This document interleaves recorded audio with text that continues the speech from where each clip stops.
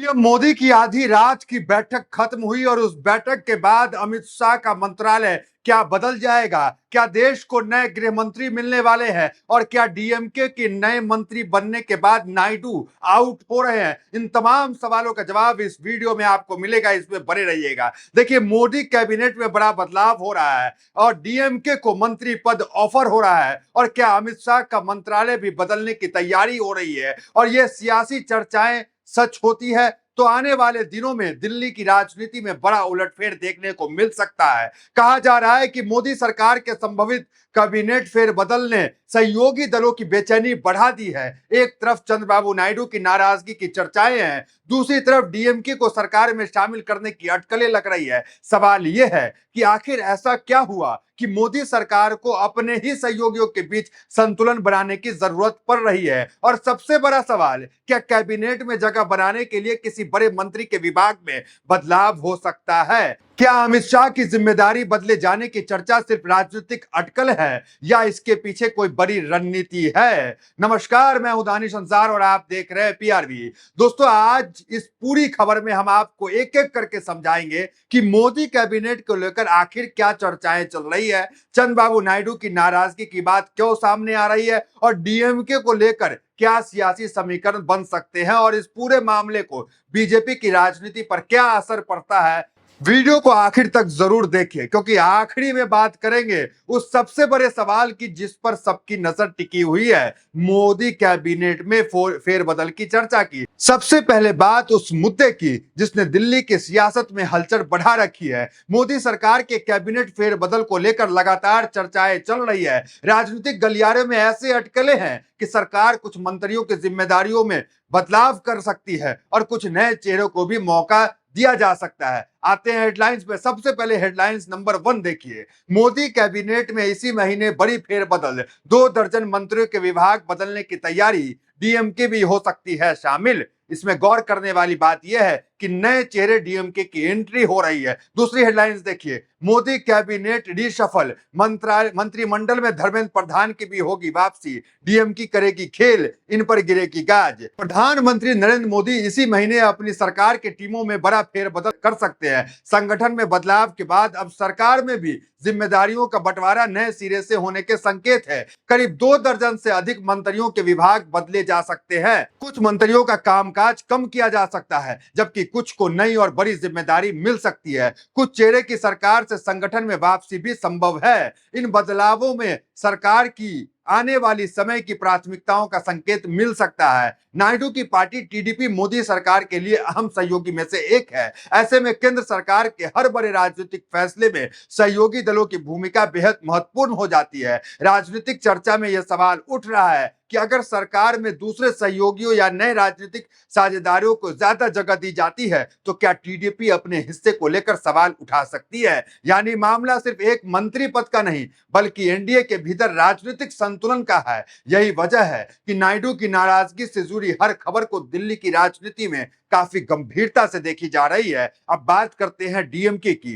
देखिए, तमिलनाडु की राजनीति में डीएमके एक बड़े राजनीतिक दल है और केंद्र की राजनीति में भी उसका प्रभाव महत्वपूर्ण है। ऐसे में अगर भविष्य में केंद्र सरकार और डीएमके के बीच राजनीतिक समीकरण बदलते हैं तो इसका असर राष्ट्रीय राजनीति पर भी पड़ सकता है। इसी वजह से डीएमके को लेकर मंत्री पद दिए जाने जैसी चर्चाएं ने राजनीतिक तापमान बढ़ा दिया है। अगर ऐसा कोई समीकरण बनता है तो इसका सीधा असर एनडीए के मौजूदा सहयोगी की हिस्सेदारी पर हो सकता है और यहीं से नायडू वाला एंगल और ज्यादा महत्वपूर्ण हो जाता है। कैबिनेट फेरबदल की चर्चा के बीच कई तरह की अटकलें लगाई जा रही है। क्या बड़े मंत्रियों के विभाग में बदलाव हो सकते हैं? अमित शाह का मंत्रालय बदलने की बात भी इस राजनीतिक चर्चा का हिस्सा है। इस तरह पीयूष गोयल को लेकर के भी राजनीतिक गलियारों में कई तरह की चर्चाएं सामने आई है।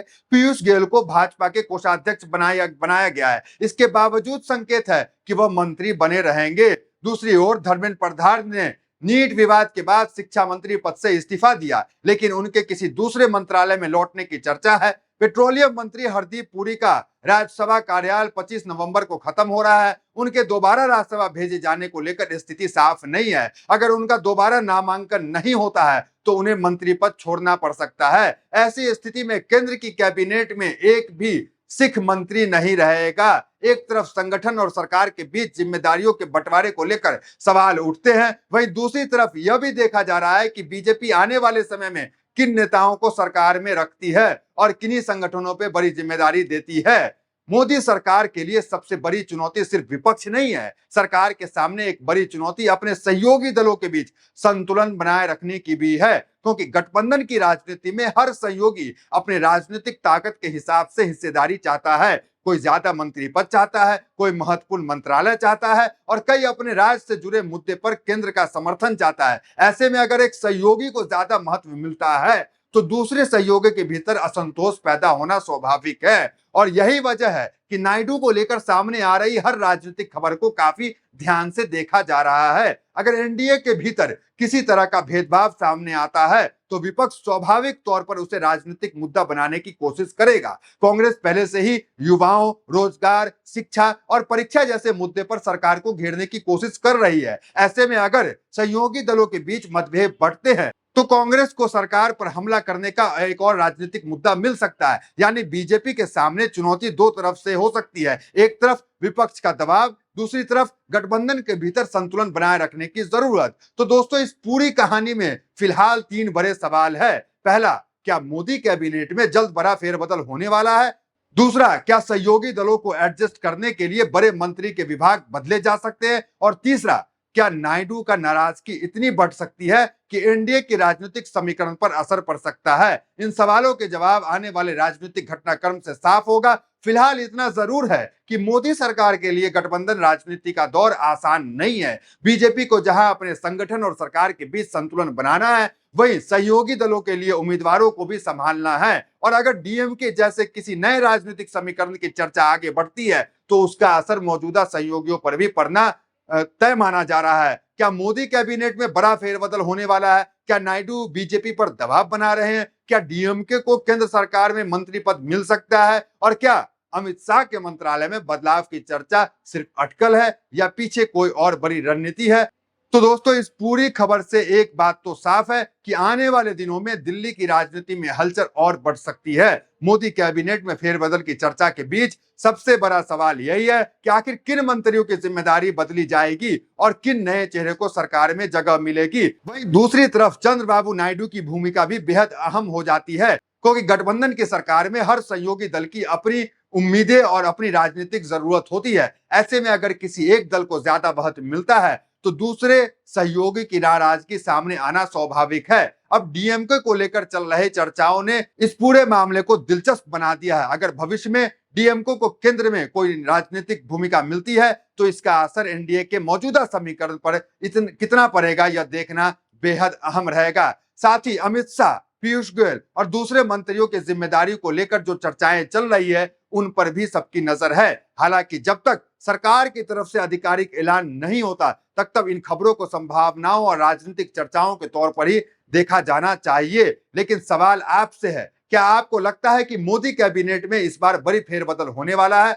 क्या चंद्रबाबू नायडू की नाराजगी बीजेपी के लिए नई चुनौती बन सकती है? क्या डीएमके को मंत्री पद देने की चर्चा के पीछे कोई बड़ा राजनीतिक प्लान है? और सबसे बड़ा सवाल, क्या अमित शाह समेत बड़े मंत्रियों के मंत्रालय में बदलाव हो सकता है? आपकी नजर में इन सभी सवालों का जवाब क्या है? हमें कमेंट बॉक्स में जरूर बताएं।